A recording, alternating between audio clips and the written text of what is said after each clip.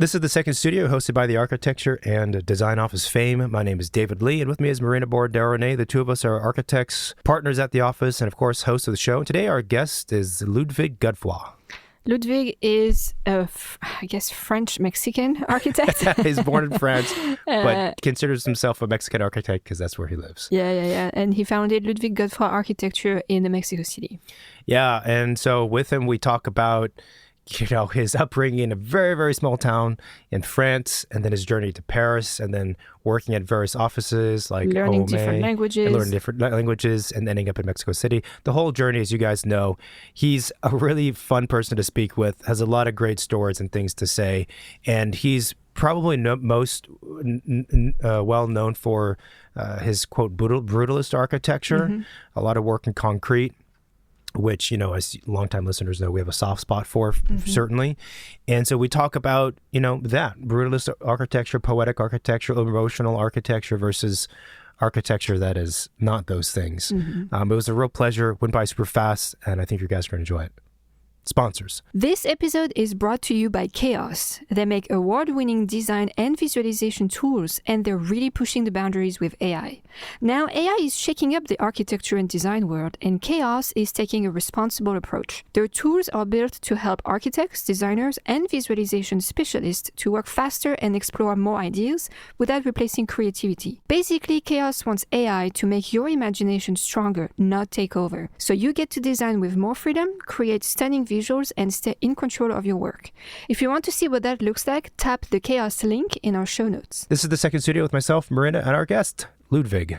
Here we go. So I was born in a small village on the Atlantic coast in Normandy, a few kilometers above the Mont Saint-Michel. So it's the part of France you call La Manche, right in front of Jersey, actually. From the beach where I live in my village, I can see Jersey when the weather is good. No, the village is called Gouville-sur-Mer. No, so it's a very tiny village, 1,500 inhabitants. So and I grew up in this village until I turned 18 years old, and I moved to Paris to study architecture. So actually, that's part of my story, that I like everything which is simple, which is related with being sort of peasant, in a way, It's a fisherman village, and it's very honest around my village. The people, they are what they are, and who they are, and very simple, and I sort of like it, And then it's like probably what you would see in my architecture, some sort of vernacular aspect, that I'm looking to. I'm looking at this, what I have around me, and sort of reinterpret, Actually, it was boring, like living in a village, It's like when you're young and and at the time we did not have internet, we did not have everything like today. We were like not connected the way we are today, So passing through a Sunday in my village was really, like you go to the main plaza with your friends and go around the village with your bicycle, with the bicycle, and there is nothing to do. Actually, everything is closed on Sunday, so it was a bit depressing, and it was my life. It was a very slow life, actually. So when I turned 18 years old and I decided I wanted to study architecture, then I was looking at architecture schools in Paris, because that was clear for me that I had to go to Paris, I did not want to remain for the rest of my life this countryside boy, when you arrive to Paris, you feel a little ashamed, actually, that you feel like you're a peasant, and I'm now, after like all my experience and etc., I'm feeling proud of it, but when you're 18 years old, that was not so clear, the reason why I decided to become an architect actually is very simple. And when I was 10 years old, my father died, no, and he was an architect, no, so he's sort of an icon for me, It's like, and so obviously that was very painful for me, and I had this idea, like in my mind somewhere, I wanted to become what my father was, no. But he was an architect in my village, and around my village. So he was doing like very simple houses and etc. No, nothing like spectacular. But I remember like being around him and grabbing those. It was still everything by hand, no, like nothing of computers. It was like in the 80s, no. So I was like playing with those rotring pencils, no, and breaking them actually. So that's just the reason why. No, that's my story. Did you know what kind of architecture you would want to be doing as an architect when you were that young? Or did you even know there was different styles of architecture? No, absolutely impossible. No, I was not really conscious about this. No, even if I had now I know my father had a few books of Le Corbusier, Mario Botta, some architects that now I do understand who they are. No, but as a small kid, I did not understand really this. No, and I was not really studying architecture for what it is. No, it was more like about my father and the atmosphere and some sort of memories. No, and that in my mind. No, so it became obviously then I had to go to Paris and I had to study architecture and then you start discovering like a different aspect of it. No, until you say, okay, that's I think what I like. No, something that now I do understand, and it's really I think important in my architecture. No, it's like there is this mix, if you look at my architecture, between brutalist architecture and some sort of pre-Hispanic reminiscences of architecture. No, I'm mixing like some sort of Mexican temples with brutalist architecture, and this is a little bit like the story. Probably you've read something about this, that when I was young, around my village, that happened the D-Day, no? So because of the D-Day, it was part, all the coast, the Atlantic coast was part of the Atlantic Wall, and I have like bunkers all around Normandy. It's full of bunkers along the coast, no? So for me, it was like, and my grandfather was taking part in the Second World War, no? So when I was young, I remember it was bringing me to different museums and showing me in the bunkers and the batteries, no, and etc. etc. And it was for me like a little too much, no, because it was really like my grandfather teaching me about this and talking to me about the Second World War and etc. But I was used to play in those abandoned structures, no, concrete like turtles, no, abandoned in the middle of nature. And I think then now I do realize, no, that all of this was really important for me, no, and were really feeding me, no, and thanks to my grandfather, thanks to my father, no, so I'm starting to put together and to stick together the different pieces of the puzzle that I had in my mind as a small kid, no. It sounds like actually a lot of the what you said about the countryside is actually pretty similar to Marina. You said the population of your town was 1,500. Yes. I think mine was like, I don't know, 3,000 or something. Oh, so you're bigger. double. You're double the size. Double. That's a big city. I know. It's like, whoa. I mean, but I mean, I resonate completely with what you're describing. I grew up in a very similar environment. I'm from Picardy.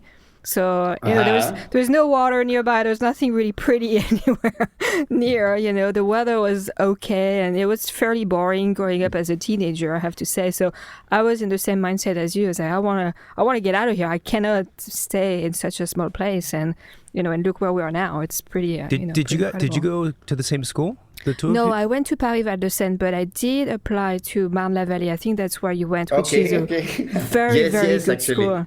Yeah. So I'm very curious to learn about what your experience was at this particular school in Paris, and Did you apply to that one too? I did apply. Yeah, okay. yeah. It's an amazing school. Yeah. And actually, it was amazing because I did not know at the time, and I did not know about Bernard Tchoumi, who he was now. And when I applied, actually, I'm the first year when they did open the building. So I was actually the first group of students, using this building. So it was brand new, the building, and I was entering my first year of architecture. So it was like, wow, we had like everything was new, everything was we had like tables and computers and extra space, because I remember being in La Villette, and applying in La Villette. It was like everything was so packed, so old. It was like the dark inside, etc. And we have like everything was glazed, and we could we had a field in the back of the building because the campus was still under construction, so it was like really still empty around the building, and we could see the like trees and grass in front of the studio. So it was beautiful.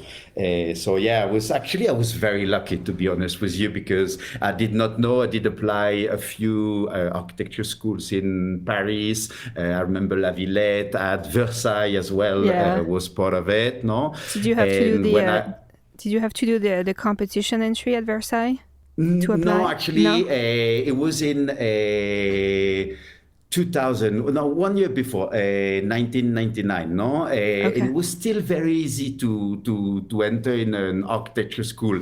Now they're telling me that it's pretty difficult, no? And the selection is pretty hard, no? But my time was still okay, no? So I had I did apply. I was not such a brilliant student in high school, no? I went to the scientific the scientific way, the S way, in high school, and I was not a brilliant one, and I could enter in different architecture school at the time, no. So Versailles was part of it. La Villette, another one, was it Malaquais maybe? Malaquais, in Paris, and when I saw this, so I went to visit different architecture schools, and when I saw the building of Man-la-Vallée, actually I did not want to go, no, because it was far from the city center, of Paris, no. So I was like, no way, I don't want to commute, no. But when I saw the building, I was like, okay, so that's the one.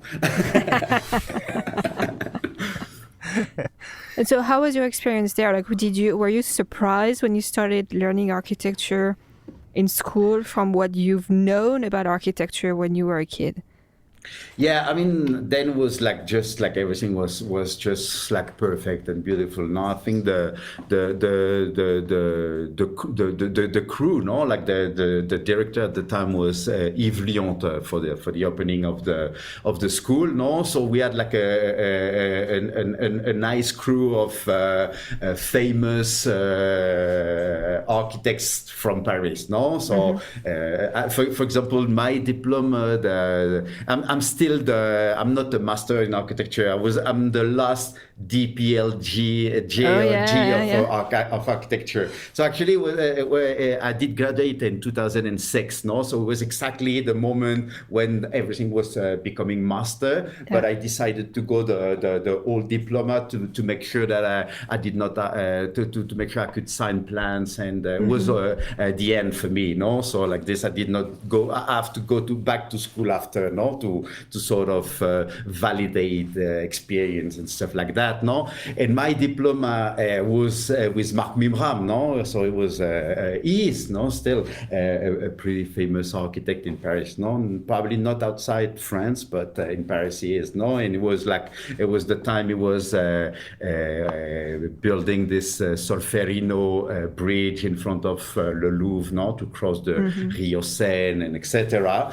And so it was very nice, no, because I had no idea of anything but but everything was well done. The pedagogic aspect of the school, no, was like really trying to do something new and impulsing.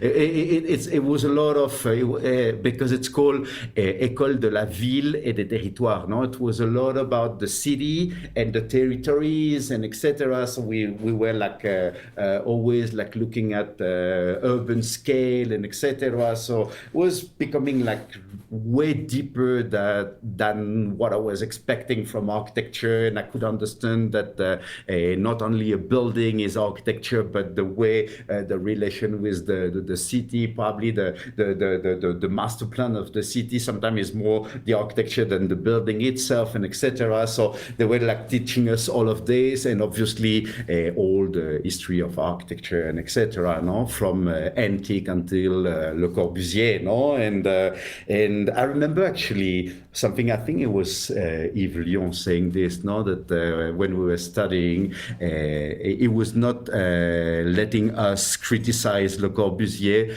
until reaching the 4th years of architecture, no, and it was like, because like when you're a student, you give your point of view, and probably in a very stupid way sometimes, no, about everything, no, and this comment was very interesting, because then I could understand that it's like until you get to the 4th year, it means then you do understand what you talk about, no, and probably you will never criticize Le Corbusier for the rest of your life, no. I'm not saying that you have to like it, but you do understand what he was doing, and before probably you have to study and be a little bit more humble, no. So it's again something that still resonate with me, it's like it's easy to criticize, no, but it's way harder to do, so when you do, obviously you get criticized by the others, no, but so that's the reason why, no, I don't like to criticize people, because I do understand the effort and the work that someone is putting in what they're doing, even if you don't like it, Yeah.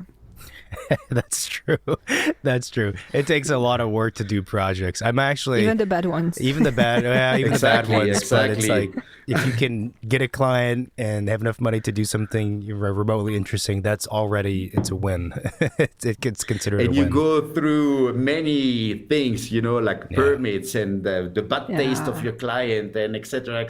So sometimes it's not only you, it's like so it's a mix of problem that you have to pass through, no, and it's a long process. And when you think you're done with and you could escape the first accident, then it's coming another one and you were not prepared, no. Yeah. It's not, you can't really breathe a sigh of relief until the project is completed and it's photographed. Not until then can you be sure that it's done. Up until that point, you never know what's going to happen. And then you have to face a bad photographer. Imagine. I know. Well, that's why we have to wait until the photographs are done and then sent to you. Then you're good, or until it's published in some cases. Exactly. So it takes 5 years. It's a long journey. It's a long journey. So it sounds like you had a great time at architecture school. It was a 5-year program also? 6 years, actually. Oh, wow. So Okay. it was like, because it was before the master. So it was shift. like 6 years, and you could get out of the school and being able to register and sign, actually. The day after graduating, you could open your office. Oh, wow. Interesting. Okay. Yeah, that's quite different from the United States. After it depends what kind of school you go to, but here, if you go to an accredited school, then you're able to pass the exams as soon as you graduate, but there's 6 exams and a bunch of work experience. So it usually takes which is pretty much what they're doing now with the master, no? So people, they have to go first to get experience, and then they have an exam, and they have to pass the exam, and then you can register to the College of Architecture or the Academy of Architecture. I don't know what you call it, but and then you get the rights to sign and build and being responsible for construction. Then you have this 10-year warranty on top, and etc. No. So did you open your own office right after graduating, or did you decide to work at other places? No, no, not at all. No, so it was 2006. No, so actually, what I did when I studied architecture, I was studying like 4 years, and then I decided to make a break. No, so it was like after my 4 years of architecture, I decided to move to London because like I could not speak English, so I was like a little getting a little ashamed. No, after coming from my village and facing people being able to speak Spanish, to speak English, and I was like really feeling I was not. I was not on the same level. So I decided I had to move to London to study English for a year, no? And actually, I was like, so I went to London, no? I made this break. And in London was very expensive at the time. Actually, was feeling like way more expensive than Paris. I don't think it's like this today, no. But back in the time, was London was really above Paris in terms of expenses. So I was like, okay, so if I'm wasting this amount of money, maybe I can go to the United States, no. So I decided to go to Philadelphia. So I had this opportunity to go to Philadelphia, no. So I moved to Philadelphia. It was, and I could not understand a word of English. It was a disaster. So it was like, I was just like doing some small competition, connection. I had friends in Philadelphia, so I was staying with them, exactly, etc. No, and then after a few months, no, I was like, okay, so Philadelphia is cool, no, but I think New York is better, no. So I started to apply for an internship in New York, no, and I got this internship, and still was difficult the English for me, no. So was the people they were helping me, and I was sending my curriculum to New York, no, and I got this internship in it was in Dumbo in the office of Thomas Leaser. Okay, so, yeah. You know Thomas Leaser? Yeah, well, we both spent about 7 years in New York, so we're pretty familiar with all the local scene. So actually, Thomas Leaser was at the time, he was getting famous for competition that was the IB Museum. You remember this one was a folding like a blue and white, no? Those images from Dylan Scofidio. They won the competition, and Thomas Leaser had something like pretty similar with the folding. No, it was the trend at the time. No, everybody was doing folding, no? So I entered with Thomas Leaser. It was a very small office. It was very nice. I could not speak really well English, so they were like, oh, what should we do with this guy, no? So I was doing like models, and I was cutting, and it was very fun, no? And Thomas was a very friendly guy. The office was, the scale was like very friendly. We were like, I don't know, like 5 people in the office, no? 5, 6, no? Really small. And I was discovering New York, no? So it was actually very cool. I remember doing a model for the Three-Legged Dog Theater that Thomas Leaser was building at the time. And so this, no? So it was. Then I went back to Paris, no, to finish my studies, to continue, no, and then I started to have this. I had this idea. Okay, I need to continue. I need to travel. So maybe now that I'm able to speak better English, so I should do the same with Spanish, no. So I went to Barcelona. Okay. And I got an internship during my 5th year of architecture with Enric Miralles and Benedetta Tagliabue. So I went to Barcelona. So it was like a bigger office with like pretty crazy projects, no? Enric Miralles was dead already, no? But still they were working on the Santa Catarina market in Barcelona, the gas tower with this giant cantilever, etc., etc. You've seen now, like they are publishing a lot the Napoli train station, the subway station, no? In Napoli from Benedetta. It was like in 2000. 2005, I was working on this project. Actually, Wow. I've been part of the team, no? And I'm talking about 2005. So it took like 20 years to Yeah. complete the process, no? And I think the project is just like stunning, no? It's like it's beautiful, no? Wow. And all those beams out of wood and those crazy Mirai's shapes, no? So then that was the what I was doing, and finally I went back to Paris, finish my final project, present and get my degree, no, my DPLG of architecture. And then after this, I was like, okay, so now I want to work for Remcolas, no, it was my idea. So I did apply at Remcolas office, and at the beginning it was not working, no.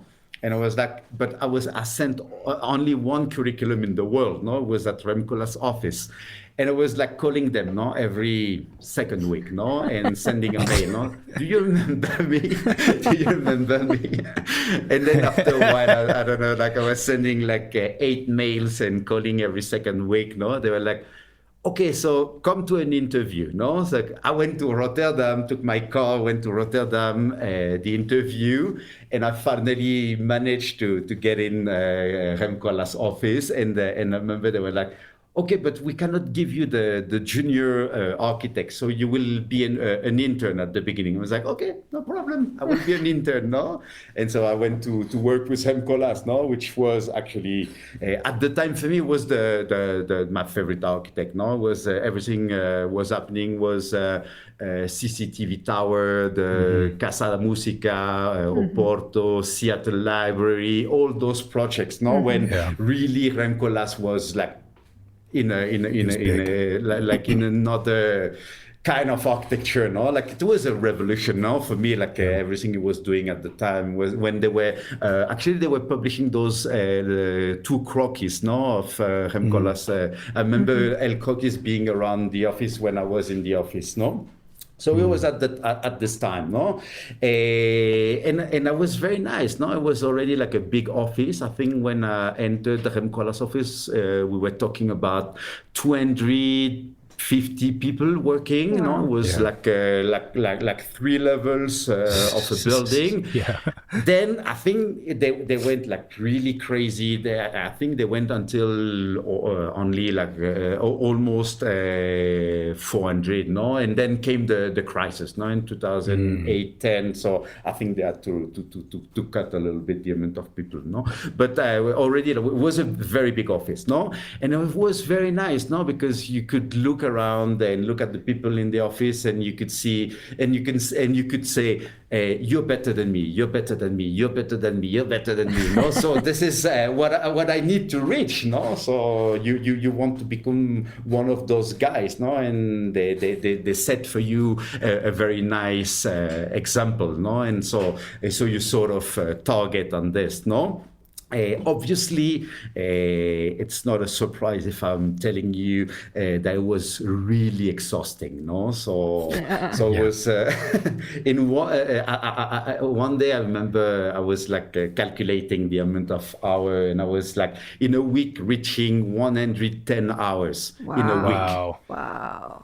So yeah, it's madness, no? It's like you work Saturday and Sunday. If you're lucky, you get either Saturday or Sunday, never both, no? But yeah, it's pretty much like your life is architecture, is being in between architects.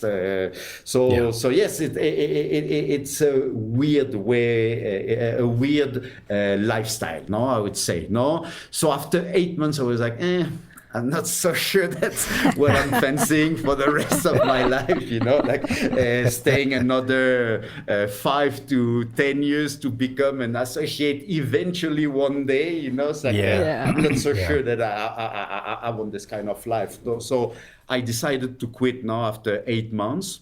And I was like, okay, so now I did the sacrifice of pretty much everything. No, I went to different places. I was studying foreign languages. I did work for people that I really love and respect. Enrique Miralles, Rem Koolhaas. I did learn a lot. No, but now what I want is a big city where I can have like a good private life, and having friends and going out at night and partying and enjoying and getting drunk and it's like and so it's the moment when I started to look around the world, no, and I was like, okay, so 10 million inhabitant city, and I started to make a list, no, with like Tokyo, London, New York, Los Angeles, Buenos Aires, Mexico, even Bogota. It was like only 7, but okay, that's part of the list, no, and until I got this opportunity with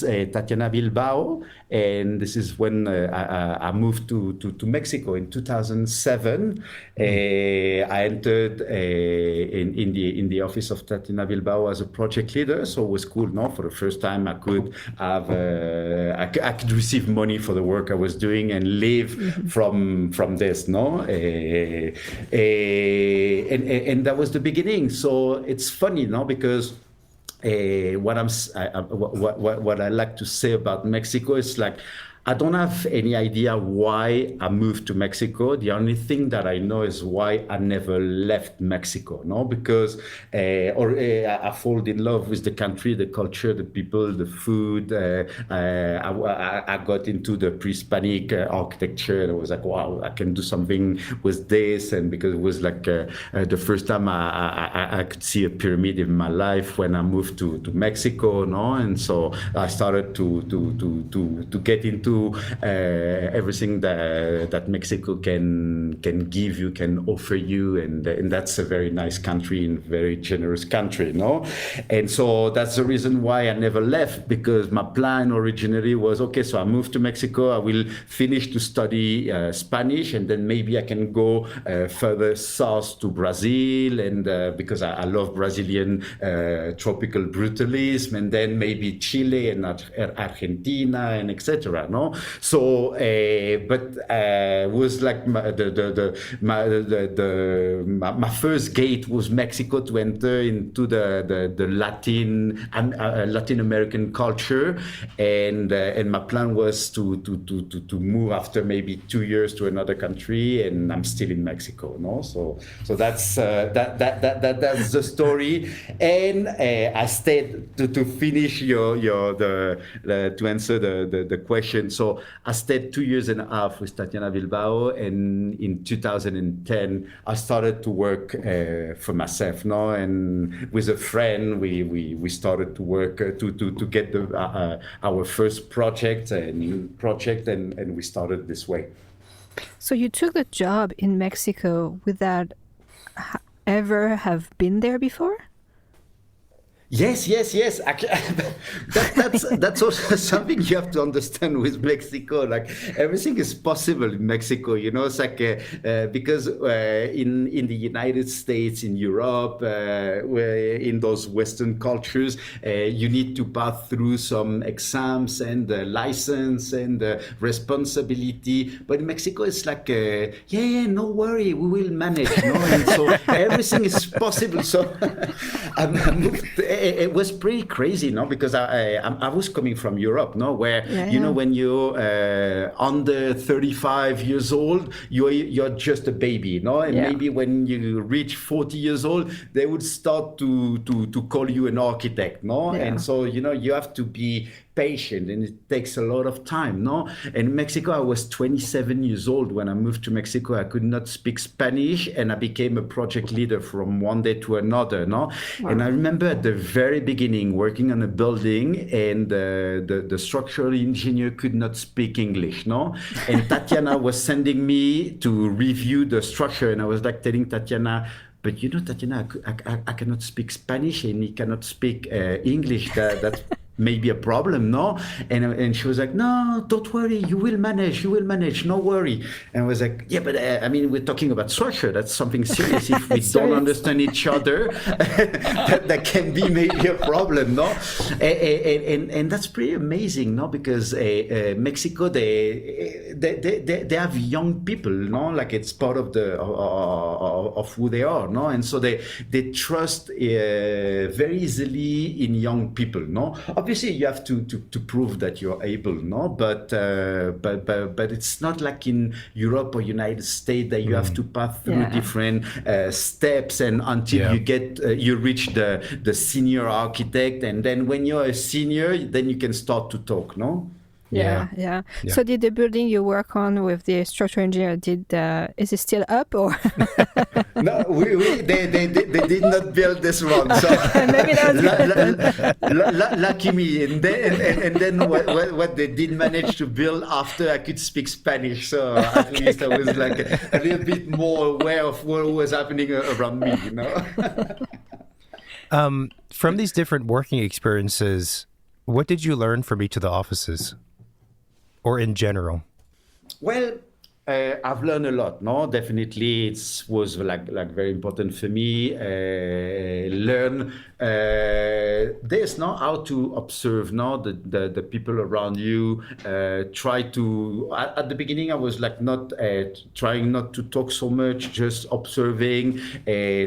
Sometimes trying, and you know, like I was this kind of guy. I wanted my design to remain, no. So I was like trying to push, and I was working until finally one day someone is telling, oh wow, that's interesting, no? So I was this a bit nerd, no, trying to make it happen, but by observing the others, no? And I think first of all, what I wanted to personally feel comfortable with the fact that I was getting better in architecture, no, which was really my goal, no. And then after came all this part of my journey. My life is a journey, no, and obviously what I'm telling you about the bunkers and the pyramids, and I moved to this place, and finally when I was ending up in Mexico, it's when I was changing my way of doing architecture, because until I moved to Mexico, I was like a pure product of European culture, no, and this very cold and sleek and metallic architecture mixed with cold concrete, like what you could see in those modern architectures in Europe, and people that I really love, like if we talk about Brutter, for example, no, from Paris, but no, everything is glass and concrete, and it's cold, no? But I sort of like this. But then when I moved to Mexico, I started to discover tropical architecture, no? Because it's not only about that you create a box, an hermetic box. You have to work with the airflow, you have to work with nature, and inside and outside they're starting to melt, no? So there is no border. You sort of vanish the facade and expand the inside toward the outside, and obviously the weight of the architecture and all this massive architecture inspired by pre-Hispanic cultures. Not all Mexicans architects are doing this, no, but I was getting really into this, and my architecture became heavier and heavier, and was like defining sort of a style, and this relationship, this bridge, no, I was creating between bunkers and pyramid. This is like something very personal, no, because at some point I was like, oh, okay, so a bunker and a pyramid, it's pretty much the same, no? Which does not make sense what I'm saying right now for normal Mexican people, because they don't understand what's a bunker, no? But I'm like, okay, so that's a structure which is abandoned. The nature is trying to get back its right on top of it. No, it's a monolith. It's a monomateriality. So one is out of concrete, the other one is out of stone. No, and at some point, the jungle will make disappear the pyramids, and the ocean will wash away the bunkers on top of the dune, and they will disappear this way. No, so it started to make sense for me. No, which is because of my personal story and my two countries, no, the country where I was born and the country where I live and work now. But then the result of it is like, I would say today, if you ask me, I am a Mexican architect. I'm not a French architect. No, definitely everything I'm doing is related to a territory, and this territory, this is what I've learned in school, no, is Mexico, no, and my architecture is responding to a tropical weather. So if you send me back tomorrow to my village in Normandy, I would be pretty embarrassed to because I don't know what to do, and there is so much rules, and we call OT 2020, 20 no sé qué, I don't know, but all the time like the rules are becoming more and more, no, and you have to isolate and the thermal bridges and etc. Here in Mexico, when we talk about bridge, it's above a river only, no. I mean, that's awesome. that's a good point. Like we're based in LA. We have our office in LA, and California is known to have so many restrictions and codes and energy, regulation and all of that stuff. And every time we open, an architecture magazine and we see that cool, beautiful design, well, they're in places like Mexico or like, other Australia. places where the code and all of those regulations are not, so strong on projects, and it actually gives, a bit more freedom. So it sounds like you could design things a bit more freely in Mexico, right? Definitely. I mean, I have this feeling, like I'm building like back in the time when Le Corbusier was building in France, and we have like this steel frame windows and the dimension, like the of the handcraft and the artisans in the process of building is still very strong, no, and everything is made on site, and it's custom made, no, basically. Yeah. So say yes, we have a lot of freedom, no, and I think Mexico is passing through a very good moment of architecture with a lot of very talented architects in Mexico. I really like what I see right now in Mexico in terms of architecture. And now a quick break to thank the sponsors who support the second studio. Dear architects, design leaders, and founders redefining the industry, if you want to shape not only buildings, but the business behind them, this is your moment. Future London Academy's Executive MBA takes you inside the boardrooms of Pentagram, Uber, Zaha Hadid Architects, and Google, where you'll master finance, strategy, and operations from the people who already excel at them. Study along peers transforming the industry worldwide, and do it all in just 9 intensive weeks over 1 year between London and California. The program is award-winning, transformative, and crafted for design and architecture leaders with 15 or more years of experience. If you're ready to grow your impact, apply now by tapping the Future London Academy link in our show notes. Say goodbye to design-unfriendly spreadsheets. Programma, built by designers for designers, provides an integrated suite of tools for every phase of your project, from mood boards to advanced specification tools to project management. Seamlessly integrated, easily shareable, and always current, Programma reduces redundancy and minimizes costly errors. Share your work in a format that works for you, be it PDF, spec sheets, or online, branded client dashboards with always up-to-date specification details. Join interior design movers and shakers and start for free by clicking the Programma link in our show notes. Experience the difference with Programma, software built for interior design workflows. Are all of your projects currently only based in Mexico? Are you doing projects abroad as well? Yes, I'm building in Mexico. I'm trying to work in different countries. No, so I went to the Philippines. I have a project going on in the Philippines, but we are still not building. No, I have another one in Bali. I have another one in Paraguay and in Alaska. No, with Alaska. Yes, with a funny guy from Los Angeles, actually. no? Yeah. So it's very cool, no? So a guy and the girlfriend, they're based in Los Angeles. Last time I went to visit them, so they live close to the LACMA. So actually, I went to see LACMA under construction. It was before cool. the opening, no? And the day we started to work like 3 years ago, no? But it will take like ages, no? Because and like it's Alaska and everything is so expensive and complicated, and you have a very short window each year, so you cannot build a building in a year, no? But I was like, do you understand that I'm probably not your best option as an architect? No, because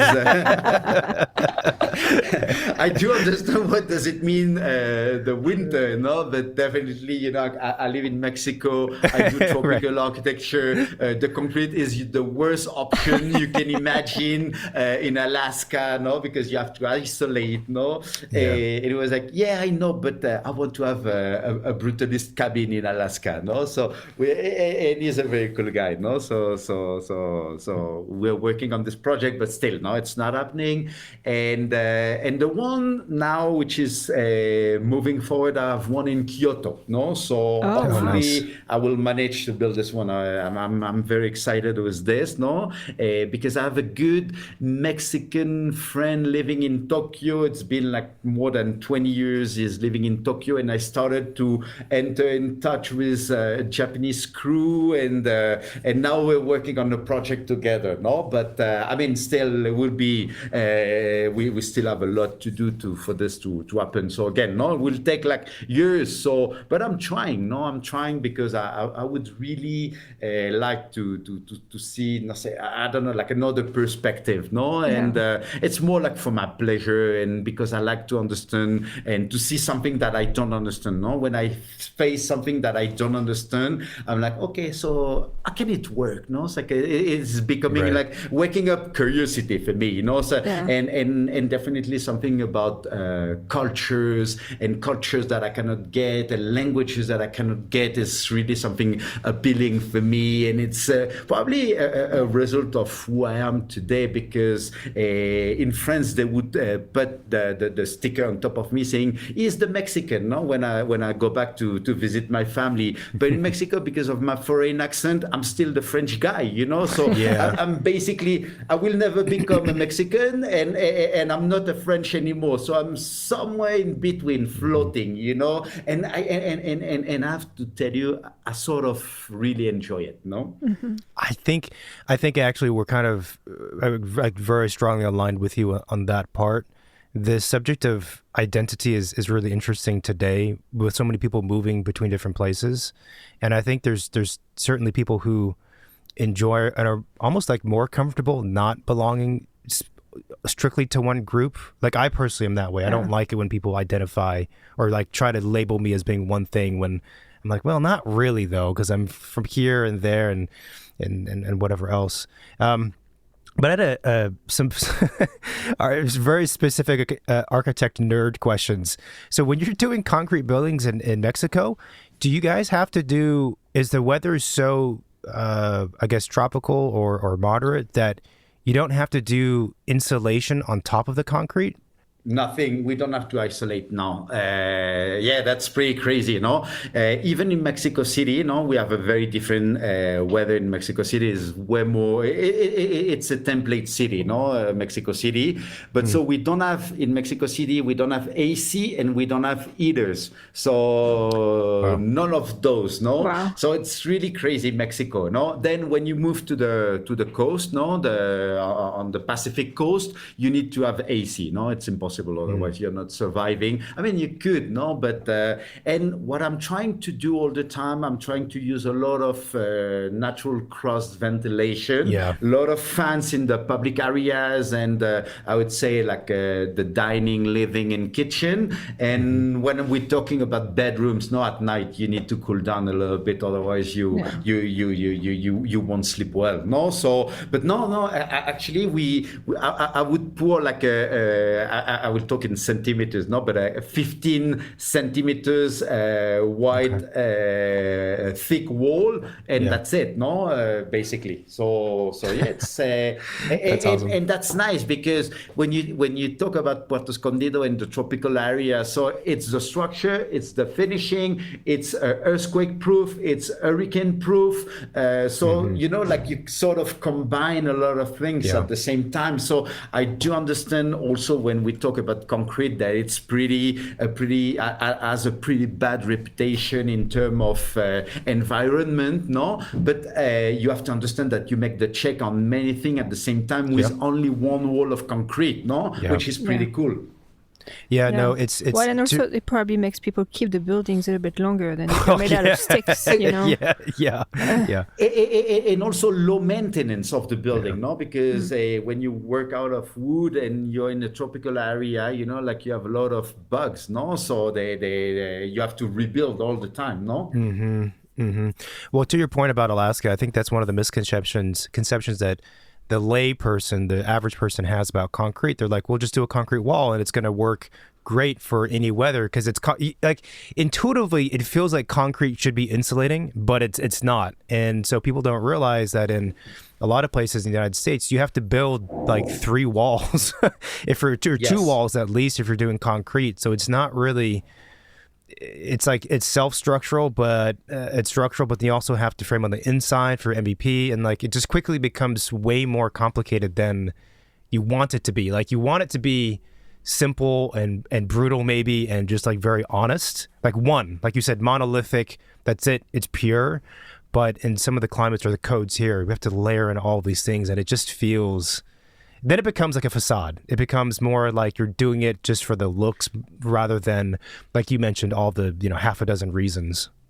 Yeah, well, you would need to have like a double shell, no? Because in between you need to put some air in between, no? Like as a barrier, no? And that's what you do when you put some foams and etc. It's basically you add some air in between those materials because everything which is too massive would bring this problem, no? Even a stone, no? Like would at some point start to bring the cold on the inside, no? So yeah, it's you cannot be massive, no? You have to have those composite materials, no? Yeah.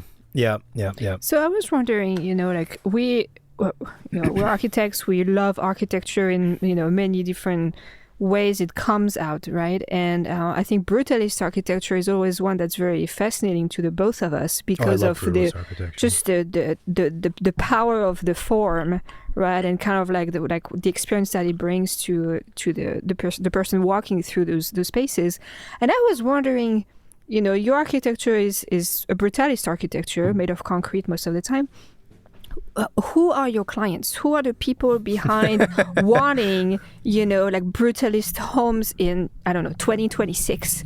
Besides architects, they're the cool people. Well, it's like this. Now I have more like some sort of hipster community around me, no? Because obviously you have to get introduced to this, no? You talk about poetry, no? But ask Donald Trump if he's seeing any poetry in brutalist architecture, no? Like in Boston, they wanted to rip down the city of Boston, no? So I mean, a lot of people, they don't understand this, no? And so still they would create like marble arches and neo-classic architecture, thinking that it's the real architecture, no? Even if it's a fake and grotesque architecture, no? And definitely there is a lot of poetry in brutalist architecture. But I think it's not an obvious one, no? And it's more about when we talk about emotions, no? What do you feel? How do you feel a space, no? So this is what you see in brutalist architecture. There is a nice, beautiful monomateriality. Most of the time we play with light, no? We can get like very sculpturals in the architecture, adding some peanuts and playing with the fact that you can shape the concrete, no? no? And in Mexico, lucky us, we can still have a cost of labor which is making it possible, no? Maybe not forever, but at least still it's possible. So we work a lot on site, no? And then you have a sound, no? The architecture has a sound, no? If you enter a church, no? For example, this is where you will understand, no? There is an echo, there is something like this. Even, I would say, temperature, no? So when we talk about a church, you will imagine cold, no? And then we can start to mix it with different aspects, no? So if I go to Japan, for example, and I would visit a Zen garden, I'm like, okay, so there is an atmosphere. I'm not able to tomorrow to create a Zen garden the way Japanese guy would do it, because you need to learn it, and I have no idea about landscape, but I can understand the atmosphere and I can recreate this Zen atmosphere into my tropicalized brutalist architecture. So we start to mix like this, Japanese traditional architecture with churches, with bunkers, with pyramids, and then we talk about poetry, I guess, no? I feel like some of the most fun projects are when you get to introduce what would appear to be very different ideas or different things, and then find out how they can hybridize and have conversations with each other and produce something that's, hopefully sublime. I want to, you made a comment earlier about, a general comment I know about like European and maybe even, or Western modern architecture a lot of times being, my visualization is like kind of pristine, a lot of glass and metal, and very like hermetic and very like precise. Like everything needs to be perfectly aligned, and almost like, and sometimes I think almost too rational, and then it feels cold or feels like almost inhuman. Versus I think your work, obviously there's a different material, but the material side and just thinking about the form of the shapes, yours has a lyrical aspect to the work, right? A column is not just a column. An opening is not just a square opening. There's little details and design and artistic moments. I'm trying to think. My question is actually, I guess like maybe just talk about those two differences, or do you I mean, you're clearly drawn to the work that you do. Do you feel like architecture today a lot of times is too rational, and there's not enough like room for just expression and poetry and more like artistic, sculpture and almost fun in it as well? I think I have an idea what could be the answer, no, but I think it's not the only answer, probably, no. But when you talk about being precise and pristine and etc., no, it's like probably this is what I was describing at some point, and this is from where I come from, no, like my European background, and like everything has to be under control and calculated, and you're responsible for this, no. So obviously there is no space for accident, no, in a Western culture. In United States, you would end up in front of the court, no, as same in France, no. In Mexico, we're talking about the Latin culture, no. So everything is a giant accident, no, and everything is possible thanks to this, no. So once you understand that the accident in the Latin aspect of the culture is not the end of the world like it is for us, no, then you start to enjoy accidents, no, and then accident is becoming part of your process, and then you embrace those accidents because it's probably the beginning of something you were not expecting or you were even not thinking of, no. So we have a very different relationship to this, no. And then for me, my architecture became this also because at some point I my very first project, I had like leather on the wall and copper and etc. and etc. It was just a nightmare, no, because nobody know how to work with all those nice elements, and they don't protect them during the process of building, so they would scratch them, and that was a nightmare, no? Like all Venetian tiles in the bathroom, and then you say, okay, so we will cover this and the bathtub and etc. And you come back 2 hours later, and everything is like a little bit diagonal, and your client is coming saying, but it's not straight. Yeah, I can see it. No, what can we do? Nothing. We have to rip down everything, buy it again, and do it again. No, so it will have an extra cost, obviously. No, and then you start to see the sadness, no, on the face of your client. No, and we're like, okay, so we get rid of this problem. We get rid of this problem. We get rid of this problem. And then after getting rid of all those problems, I have only bricks on the floor, a little bit of wood for the doors, and concrete for the rest of the building. So basically, there is no finishing. There is no problem anymore in my architecture because my architecture became able to accept accident as part of the aesthetic. No, so I was tricking a little bit like this.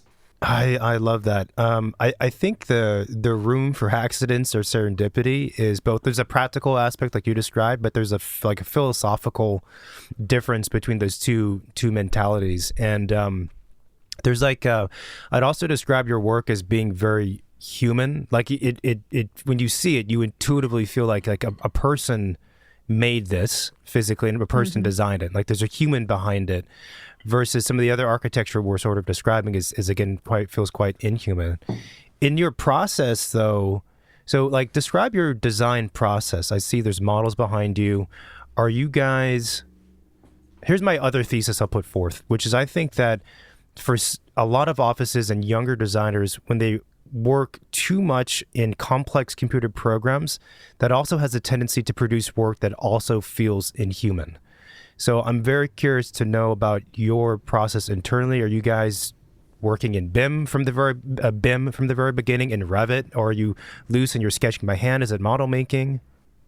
No, definitely. No, what you're talking about. No, you're totally right. No, I'm not using BIM. No, so everything is related with a physical model, and this is what I've learned. No, when I went to work with Enric Miralles, they were using a lot of models. We don't talk about Remcolas. No, I was basically on the styro cut, the blue foam, cutting the blue foam. No, and that was like basically my work was cutting blue foam all the time. No, so I really come from this culture of physical models. What I like about physical models, it's like you can't mistake with a physical model, because you make a model and you put your eye inside of the model, and you will have the final result of the project. If you like it, it's because you like your project. If you don't like it, you have to go back to work, and this is not something that you can do with now those very powerful tools. And we're using Lumion, D5 render, whatever those and they're pretty like amazing, and AI on top right now, no, that giving you like those very glossy pictures and beautiful finishing. But you're falling in love with an image, you're not falling in love of a project, no. And when you work with a physical model, we talk about the project, we're not talking about the presentation of it through a beautiful image and some crazy light effects, so you can mistake a lot with those images, because you can fall in love with a mistake, no, which is pretty difficult with a physical model. That's a really good take, and I fully agree with it. So the models that you make, are they like a lot of offices now, they do like very rough sketch models, like really, really rough. Are you doing rough models, or do you also do more refined models? And do you use 3D printers, laser cutters? Is it all by hand? Yeah, we use 3D printers actually, but I really have like different stages, no? So I would never enter like a presentation model. No, we're not doing. I'm not so interested in this, and the one you would cover with the acrylic top, no, right. Made out of wood with all the trees and the cars and etc. We're not doing. It's more like for, I think, real estate desk, no, in my opinion, no. As an architect, I'm not really interested. I mean, it's it's a beautiful piece of Craftsmanship. model, no, for the object, no. But for my work, it's not really interesting. So, but then for presentation, we use 3D printers, of course, no, and like this, we can get into some really fine details, and it's really precise, and also something that I really like about this is like in the meanwhile you're working on your presentation and you're doing like 3D renders and etc. You already have the 3D model, no, so you can in the meanwhile you can print this, no. We have like 4 3D printers in the office, and so you work at the same time on something else, no, which is cool. And also we use a lot of cutboard, no, like old-fashioned, and sometimes I use also the 3D printers for volumes, no. So very quickly I can let's say I have like a first 3D model, like very rough, no, and very simple, and I would print something during the night, and the morning after we have it on the table and we can check it, no. So it's also very cool, like the 3D printer, because I think it's very fast, no, and can work like all night long. In the meanwhile you sleep and you get the result the morning after. So you work like your for the complete day until the end of the afternoon. You send the model to print, no. So yes, definitely we have a mix, no, and again, no, I'm not against any sort of modern tools, no, Lumion,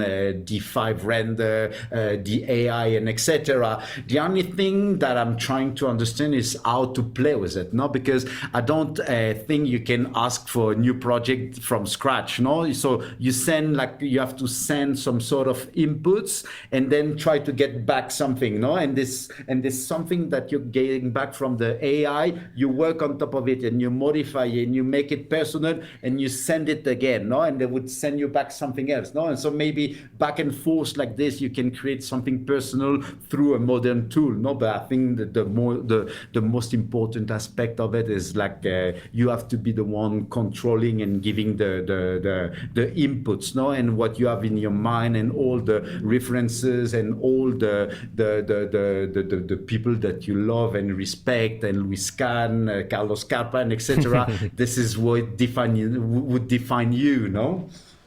Yeah, that's interesting. It's all going to change in the next like probably 2 to 5 years. The capabilities of AI for architecture is going to be, I think, quite different. But I've been thinking about it a lot more recently, and it's interesting because right now with AI specifically, it's all prompt based. So you have to speak to it verbally, or more often you're typing and you're giving it instructions. But it occurred to me that like the way we communicate as architects, so like one way to think about it is that the AI agent or model is going to replace like the low-level draftsman, right? That's like the idea that a lot of people are thinking. But the way we communicate to another architect or junior architect or draftsperson it's through language, but it's also through drawing, and like we move our hands around, and like there's a lot of weird, not language-based things that we do to communicate ideas, and I don't know how that's going to meet with AI, which is all like, tell me exactly what you want, move this over 2 feet, and it's like that's not really how we work though. We sketch, we draw, we use analogies. It's a very dynamic conversation.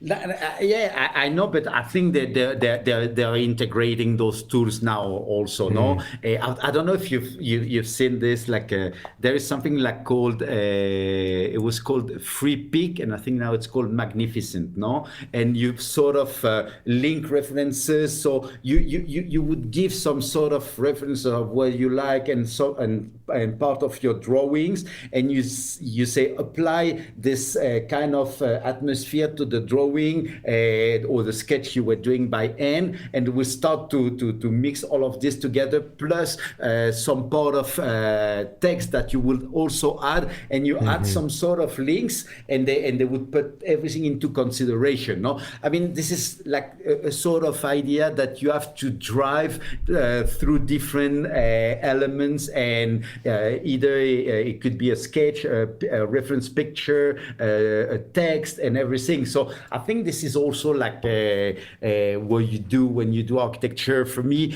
when I start a project, when I was younger, I wanted to sketch all the time, because I had this probably romantic idea that if you're an architect, you have to sketch, no? Right. And I'm pretty bad at sketching, I have to say, no? So I'm like, okay, so I was a little bit frustrated, no? Because I'm not a kind of architect who's able to sketch, no? And my sketches, they're like pretty ugly, actually, no? So what I do is to write. I'm writing a lot, no? So now before I start a project, I would start to write feelings or something that I remember or something I would like to reach and describe some sort of atmosphere, So it's a little bit what you would see when I don't know, like when you read Arthur Rimbaud and the guy who died and there's a dead soldier, Le Dormeur du Val, you sort of understand that he's somewhere in a valley and it's quiet around and etc. And so you sort of picture it, no? Mm-hmm. And this is something I'm trying to do with architecture, to picture with words my sort of feelings and emotions, no? So, and after this, probably it would take me like 2 weeks or 3, and this is like the moment I would start to draw and to make a mix, no, between ugly sketches, models, and a bit of 3D, no? This is super interesting. For the office itself, how big is it? Like, how many people do you have working with you? How many projects do you do at one time? Are you trying to grow to be 250? and also, are you still cutting blue foam, or are you traumatized from? No, I actually, it's funny because something that I'm trying to do is trying not to have an office. I don't want to be the owner of an office. So it's sort of my goal, no? Because at some point you're like, okay, so you would fancy this idea, I'm the boss and I have like 20 people working under my responsibility, no? And this is exactly, for me, my worst nightmare. It's like I don't want to enter a room full of computers with people in the back, no? I'm more like, I would like to describe it more as a workshop, no? If I would be like an artist, and it's about what I want to do. So my goal is not to have an office, no? So right now, like I have only 2 people working with me. Sometimes we would reach 5, 6, but most of the time I have like 2 or 3 people working with me. With this idea of not having an office is like, I don't want to be the owner of an architecture office, but what I want is to do architecture, which right. is pretty different, no? And again, no, it's when you have like 20 people and you have to pay like at the end of the month those people, at some point you cannot choose, you cannot select the project you're working on, no? And so what I want is to work only on projects that I really like, no? So I have to keep it small, otherwise I would have to accept, I don't know, like an office building that I don't want to do, and it's more about changing the carpet on the floor because it's a lot of square meters, and right. according to the percentage that you right. would charge, you get a lot of money, but this is not your dream project, no? And and in my office, I would say, like, I like all the project that I'm working on right now, no? There is not like the black sheep of the office, no? Yeah. Is there a type of project that you really want to do next that you haven't done yet? There is a lot, no? But this, I don't know, like I would like to do a church, for example, because I think it's a lot about emotion, like not really that I'm into God, no? But about, like the fact that people would enter space to feel something special, no? To feel there is something bigger than them, no? And this is about what you would try to bring with the atmosphere of the building, no? To feel they can pray and they can get into themselves, no, like a sort of introspection, no. So that's something I would love to do, but I have no idea how you get some projects like this, no. I would love to do an art museum, but you need to be a big office, or you need to apply to competitions, no. And I'm not like a competition guy, no. Actually, I'm not good at competition, I guess, because it's difficult for me to keep it like clear with only like a few documents. I'm always talking too much. I'm always adding too much. Even you see my architecture, like I cannot do just a box. I have always to add some peanuts on top of it. No, so I think my personality is not good for this. So I think you need to reach this market. You need to have like something more connected with politics and government and etc. No. Yeah, maybe. And then also competitions are just brutal things to do because they don't. Right. If they even pay anything at all, it's still not enough to cover how much it costs to enter. I mean, I know you know this since you're from France, but in Europe they're very common, and it's just it's rough. The stories that architects have to apply for a competition. And your possibility to win is very small. So most of the time you have to prepare yourself to lose, no? Yeah. And to lose a project for me is always like, it's difficult, It's a grief. Heartbreaking, yeah. Uh-huh. This time went by very fast. I have a couple, second to last question, which is, who is your favorite architect? It has to be alive or dead. Either or both. Well, one of each. Although a lot of the architects that were famous have been passing away recently, but one of each.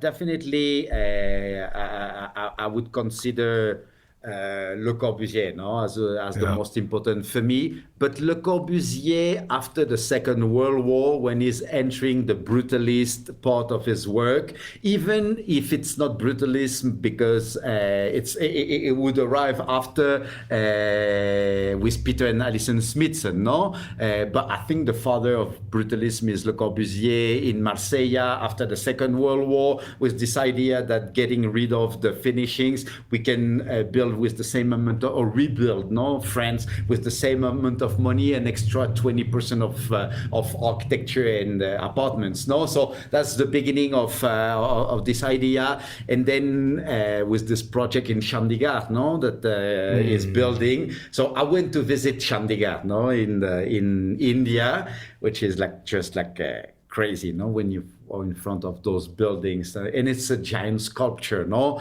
I think that's my favorite one, But obviously, Louis Kahn is really close by around, And especially talking about what he did in Bangladesh, the Dhaka Parliament, Which is what I really love about this building. It's like you don't know if it's an old medieval building or if it's a futuristic fortress, like a Blade Runner fortress, So it's a mix in between, So I really like this, Have you seen that building?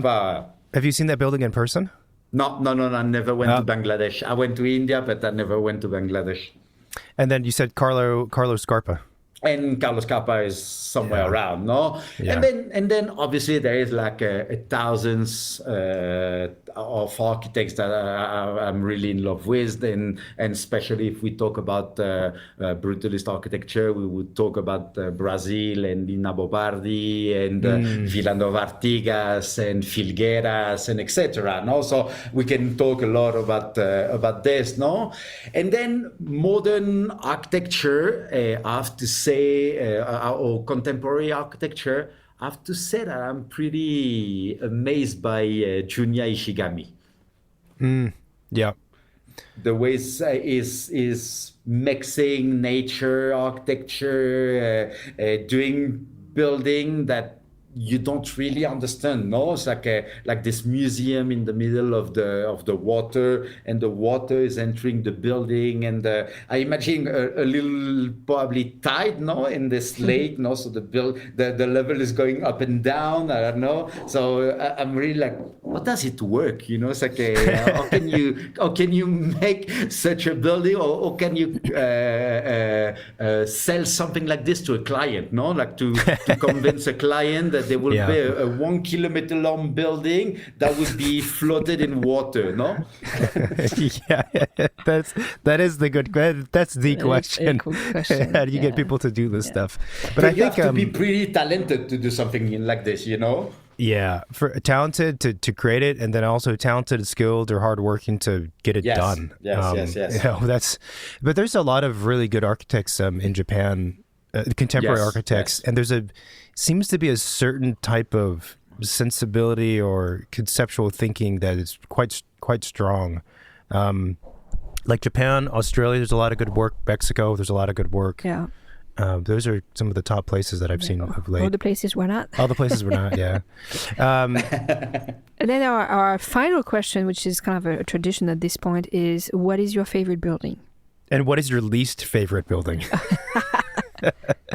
No, I don't want to answer my least. No, I don't. I said I don't want to criticize. No, but favorite building, same. No, it's absolutely for me impossible to answer, because I'm looking at so many things. No, but there is definitely like there is a building in terms of proportion that when I went into the building, I really cannot understand like the scale of it, is Hagia Sophia in Istanbul. No, so I think when you enter like this giant now a mosque, no, which used to be a church, no, so there is like an atmosphere, very, very, very crazy atmosphere in this building, no. But again, no, how can I answer this? No, because Chandigarh it was also like another pretty crazy experience, no, that I had, no. Yeah, there's so many buildings I'm in love with, no, but definitely like the key part is about like what is the one waking up emotion, no. So I think that's that's the key, no. And I think it's the difference between an architect and a real estate promoter, for example, no, because we are able to work on the floor plan. They can work as good as we do on a floor plan, and they can solve the bathroom and the walk-in closet and the bedroom and the core and the staircases and etc. What they don't do is they don't put emotion into a space, you know. So a space is something that they will sell, no, and how many dollars they can spare if they do this and this, no. So it's more like a logic of being commercial, and I hope an architect has to bring some sort of surprise and emotions into a space, no. And so that's what I'm trying to do most of the time, no. Yeah, I love that. And it's the quality of the space rather than trying to quantify it. I think we were in France. No, were we? Yeah, it was in... No, not... Where were we over? We were in Denmark, so I'm so confused. But anyway, we're inside of this chapel or cathedral. It wasn't necessarily really famous, but it had a big volume dome. And when you're inside of the main space, there's this big dome ceiling. And it just occurred to me, like, how often in normal buildings, in office buildings and other places, do you have such a presence of emotion of just the space? Like the space is creating that, right? And where normally, to your point, when you're in these other typical civic structures or houses, it's all in the United States, like 8-foot, 9-foot flat ceilings. It's all very economical. And we just don't let... Like, there's no poetry to the space. Like, the space is not thought of as being an artistic, poetic medium to work with. It's more about, like, what are the numbers we can extract from the space? And that's how we create the built environment, you know? Like for example, you're talking about this. No, you were talking about this giant dome. I don't know. Like I have this church in my mind. I never went, no, but it's I think Helsinki. You've seen the one which is looking like a plaza, which is like some sort of rocks everywhere, and there is this giant hole in between and a giant dome, and the church is like this under the rocks, no, and it's almost looking like if it would be like a volcano. Interesting. Wait, do you There know how is to like spell that? this. I don't remember the name because it's in Helsinki. Oh, Look at the yeah, church, the rock church in Helsinki, Oh my and gosh. you're like, wow, that's Yeah. pretty crazy, no? And this is really a building that you will remember, no? And I think this is this, no? Imagine that a building that it's been like 20 years. You went and was far, like somewhere in the middle of the wood, and you still remember this building. Or when you were young, you used to go to your uncle's house somewhere lost in the middle of nowhere, and you can still remember this building because it was like each time you were like arriving, you could feel an atmosphere, you could feel something, no?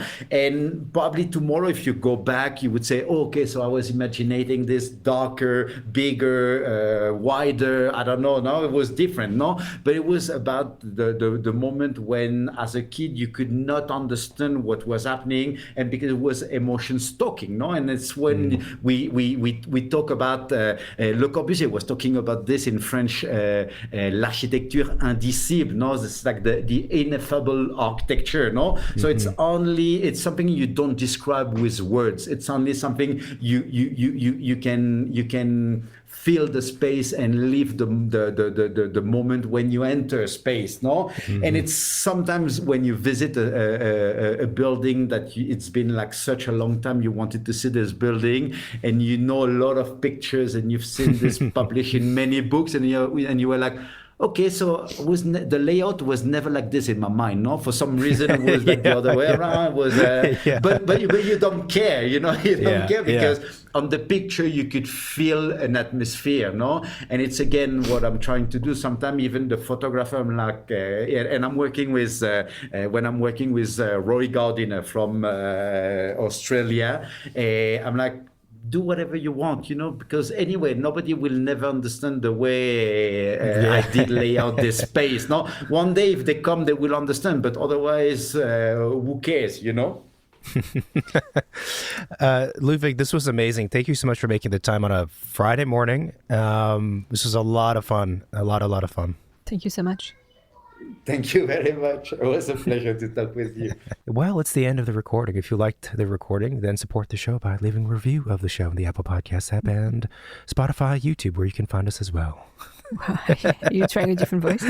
What else? You can find us on Instagram. Second Studio Pod is the handle.